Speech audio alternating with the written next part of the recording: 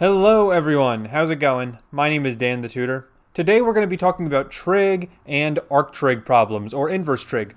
Basically what we're looking at is problems such as these. If I want to find the sine of 270 degrees, or if I want to find the arc cosine of root 2 over 2. These are the kinds of problems we're going to be looking at today. And by the way, before watching this video, you either need to have the unit circle memorized or you need a cheat sheet in front of you, or else everything's going to go over your head today.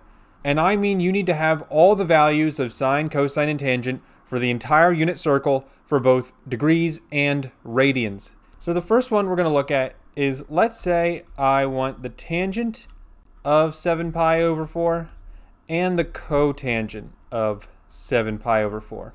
When it comes to the strategies of solving these kinds of problems, the first thing I like to do is figure out what family I'm in. Because once you figure out the type that you're in, such as a pi over 4 type, then the problem becomes really easy.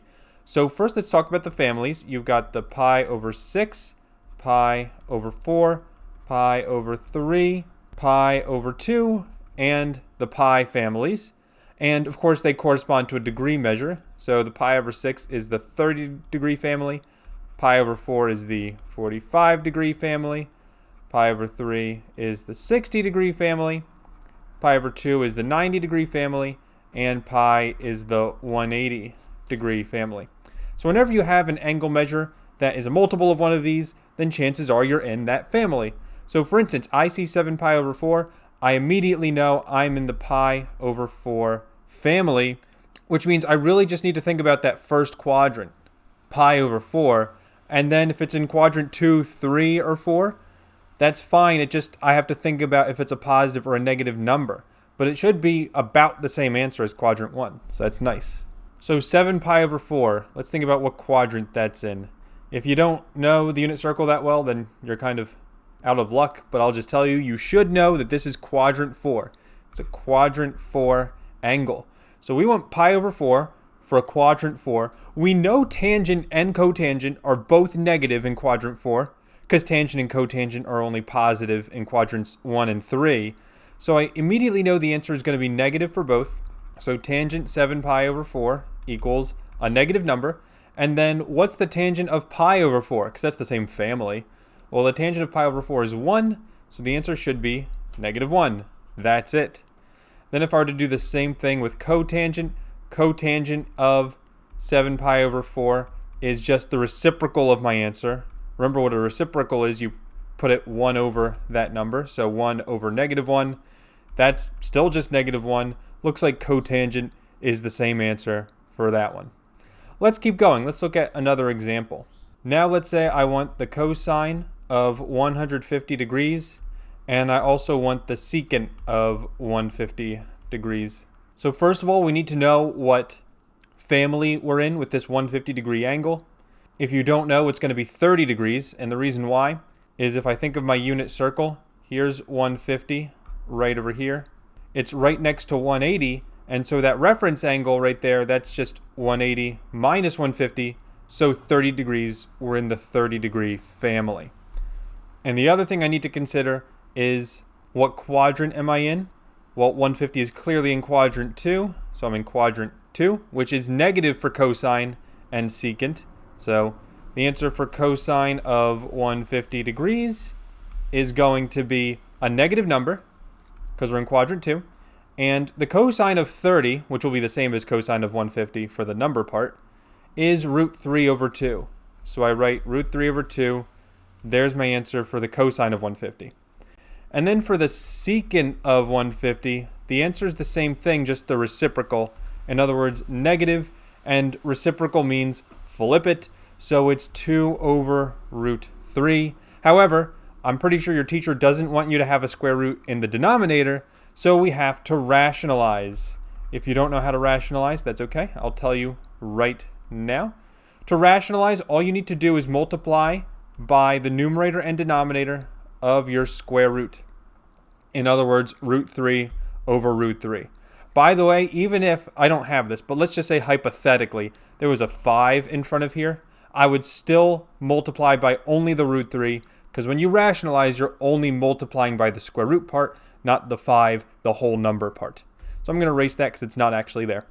So what you get is just multiply the numerators and denominators together. The numerator will be 2 times root 3, and that doesn't simplify. And then root 3 times root 3 is just 3 with no square root. So it looks like the answer is negative 2 root 3 over 3. And that's it for this one. So for the next one, let's say I want the sine of 3 pi over 2. And I would also like the tangent of 3 pi over 2. So again, I first ask myself, what family am I in here with 3 pi over 2? Definitely the pi over 2 family, because of that pi over 2 in the denominator. And if you're wondering, yes, it's simply that easy for radians. That's actually why I like radians more than degrees a lot of times, because I can easily figure out what family I'm in. I just look at the denominator. With degrees, I actually have to think for a second. So pi over 2 family, what quadrant am I in? This is where it gets tricky, actually. So if I consider this unit circle and where 3 pi over 2 is, hopefully you know this 3 pi over 2 is the same thing as 270 degrees. It's this angle from right here to right there. In other words, I'm not in a quadrant. I wouldn't even say quadrant 3 or quadrant 4, which is the 2 quadrants it's in between. I would probably just write negative y-axis because that's where we're at, the negative y-axis. There's no quadrant. And luckily, I know what the sign of that is because the sign is just going to be negative 1. You can either have that memorized, or you can remember that sine is simply the y value of your unit circle, and you're going down 1, which is negative, and sine is the y value, so negative 1. The cosine of this, by the way, would be 0. I know I didn't ask for this, but cosine 3 pi over 2 is 0. Now I want to find the tangent of 3 pi over 2. Maybe you know this, maybe you don't. If you don't, then there's a way we can get around it. There's a way we can find it. Remember that tangent is just equal to sine over cosine, which I have the sine, it's negative 1, and I found the cosine more by accident, but I have it anyway. The cosine is 0 here, because we did find it. It's just 0. That one you memorize. And if you don't like memorizing, then it's the x value, which is 0 for the x, when it points straight down. So anyways, I get negative 1 over 0. This is undefined, and that is my answer for the tangent. By the way, as far as notation goes, you should never write tangent of 3 pi over 2 equals undefined. You should always write tangent 3 pi over 2 is undefined. That's good grammar. And that's going to do it for that problem. Now let's look at some of the arc-trig problems. These are problems such as these. Let's say I want the arcsine of 1/2. Another way I could write this, by the way, is literally arcsine of 1/2. These mean the exact same thing, it's just different notation, so we need to know both of these. Now, whenever you see sine inverse or arcsine, what you need to think about is the sine of blank, fill in the blank, equals 1/2. And you can put your answer in either degrees or radians, it doesn't matter. I'll give both just to show you. But the sine of what equals 1/2? Well, I know that's either pi over 6 or 30 degrees. It's the same thing. And that's why you really need to know your unit circle, because when you know it, you can fly through these problems, and when you don't know it, then it's literally impossible. Now, another thing I do want to say, isn't the sine of 5 pi over 6, isn't that also 1/2? And the answer is yes, because sine of 5 pi over 6, that's quadrant 2, sine is also positive there, and you'll get 1/2. Now the thing you need to know is that for arcsine and inverse sine, and the same is true for cosine and tangent, you only choose one of the two values unless you're solving for x. And I'll explain what I mean by that in a minute. But first I need to explain that 5 pi over 6 is not an answer, because for arcsine, we only want values in the unit circle in quadrant 1 for positive values and quadrant 4 for negative values. So what I mean by that is if I had the arcsine of negative 1/2, well then that would be negative 30 degrees or negative pi over 6. which sometimes your teacher wants the answer between 0 and 360 degrees. That's not a problem if that happens, because all you need to do to find the coterminal angle. Coterminal is just a word that means the same angle, but you go around one on the unit circle, like one circle around. You add 360, so the other angle you could say is 330 degrees, and that is in between 0 and 360. Sometimes your teacher wants negative 30. Your teacher will probably tell you which one he or she wants. And then for the pi over 6, the negative pi over 6, it's more annoying. You have to add 2 pi, which means you need a common denominator, which isn't a problem for me because I'm not terrible at math like you are, but that's okay. So you multiply by 6 over 6, and you get negative pi over 6 plus 2 pi times 6 is 12 pi over 6. Looks like I get 11 pi over 6 for that one. You may be wondering, can you plug this in a calculator? I suppose you can, but if you get 11 pi over 6, you're going to see it in your calculator as a decimal, and you're going to have no idea that it's 11 pi over 6. So I don't recommend using the calculator. I recommend knowing your unit circle and knowing how to add and subtract fractions, which honestly you should know anyway. So I'm not going to give you the cheater method. So again, this is for sine, specifically arcsine. This also works for arctangent as well. You're going to use this diagram. Both use the same diagram. The positive here, negative in quadrant 4. Arccosine does follow a different one. Let me just show you what that looks like. So you only use this one for the arccosine, and that's because still positive in quadrant 1. That makes sense. But the problem with cosine is that cosine's positive in quadrant 4, so you can't choose that one. You actually choose quadrant 2 for arccosine. That's where you get your negative values. So in other words, if I wanted the arccosine or inverse cosine of negative 1/2, cosine is 1/2 at 60 degrees or pi over 3. But again, that's the positive value. If I want the negative value, I need to go to quadrant 2, which would either be 120 degrees or 2 pi over 3. And that's how I'd solve that one. So let's just look at a couple more. Now let's say I want the arctangent of root 3 over 3 and the arccotangent of root 3 over 3. So first, for the arctangent, I know that root 3 over 3, well, that would be a pi over 6 or 30-degree angle. And since I'm positive, I want to be in quadrant 1, so both of these would be correct for the tangent. For the cotangent, remember what we said about those inverse functions. You have to take the reciprocal. And when it's arc-trig, I need to take the reciprocal first, the reciprocal of this. So the reciprocal is, well, actually, let me write it like this. The reciprocal will be the arctangent of 3 over root 3. Why did it turn into cotangent into tangent? The reason why is because the reciprocal of cotangent is tangent. You may notice earlier, let me just scroll up real quick, when we had cosine and secant, these were reciprocals. You only took the reciprocal of your final answer. But when you're doing inverse trig, you have to take the reciprocal first, and you have to take the reciprocal of both your function and the angle inside. Well, it's technically not an angle, it's just a number. But yeah, basically, if I have arccotangent, then I need to take the inverse of tangent and the inverse of root 3 over 3. So 3 over root 3, I do need to rationalize that. So 3 over root 3 multiplied by root 3 over root 3. That will give me numerator 3 root 3 over denominator is just 3. The 3's cancel, and I'm just left with root 3. What that means is I have the arctangent of root 3, and if I think to myself which angle equals root 3, then the answer is going to be pi over 3, or that is 60 degrees. And since it's positive, I want the quadrant 1 answer, which is these two. Okay, let's do one more. Let's say I have the arcsine of root 2 over 2, negative root 2 over 2.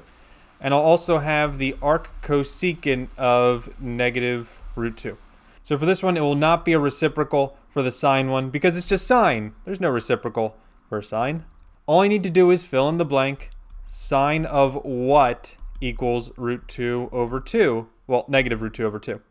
And I know that's going to be the pi over 4 or 45-degree angle. But since it's negative, remember I want the I want the quadrant 4 version of it.